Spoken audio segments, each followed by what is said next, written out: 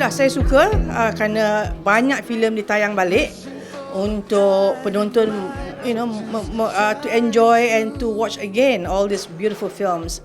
And I'm glad today, hari ini adalah hari yang terakhir untuk tayangan percuma untuk penonton sempena FFM ni. Alhamdulillah kita mendapat full hall, 100% full hall. Alhamdulillah.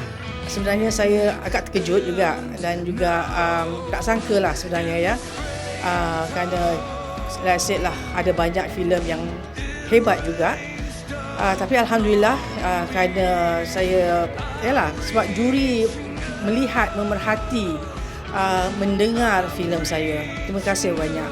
Dan saya amat berharap yang of course kita berharap kita boleh menang, tapi at the end of the day kita berserah juga pada Allah kerana He's the best planner. Kita hanya boleh buat yang terbaik dan selainnya kita berserah pada Allah SWT.